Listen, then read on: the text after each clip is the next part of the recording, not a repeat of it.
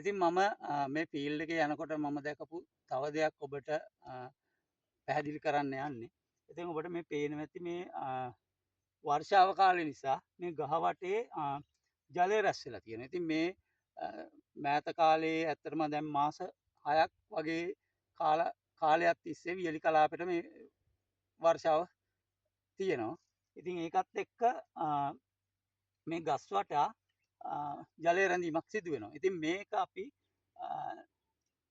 මුලින් ශාකය සිටුවීමේදී කරන යම් වරදක් නිසා තමයි මේක සිදු වෙන්නේ. මොකද අපි පුරුදු වෙලා ඉන්නවා පළතුරු ශාකයක් සිටුවීමේදී පොළොව මට්ටමට වඩා පහළින් සිටුවීම කරන්න. මොකද පැරණි කාලේ අපි කිව්වේ ජලය රැස්වීම සඳහා අඟල් 2ක් විතර පොළොව මට්ටමෙන් පහළින් පැලේ සිටුවන්න කියලා.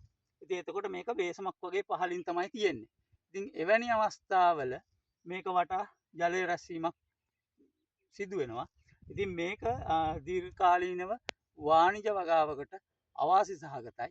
මොකද දැන් මේ ජලය දීර්ඝකාලීනව මේ වගේ රැඳිලා තිබුණොත් අපිට මේ උඩ තියෙන ශාකයේ හොඳම මූල පද්ධතියට හානි වෙනවා. දැන් ගොඩාක් වෙලාවට මම ෆීල්ඩ් එකේදී දැකපු දෙයක් තමයි මේ වගේ අවස්ථාවල තෙත ගතිය වැඩි වුණොත් උඩින් තියෙන හොඳ කිරිමුල් ටික කුණු වෙලා මැරීමට ලක් වෙනවා. ඒක අපට අවාසි සහගතයි. මොකද එමගින් ගසට පෝෂක උණතා ඇති වෙන්න පුළුවන්. ඒ වගේම වෙනත් ගැටලුකාරී තත්ත්ව ඇති වෙන්න පුළුවන්. ඉතින් මේ වගේ අවස්ථාවක අපිට පුළුවන් කාණු පද්ධතියක් යොදලා වතුර යම් ප්‍රමාණයක් ඉවත් කරන්න.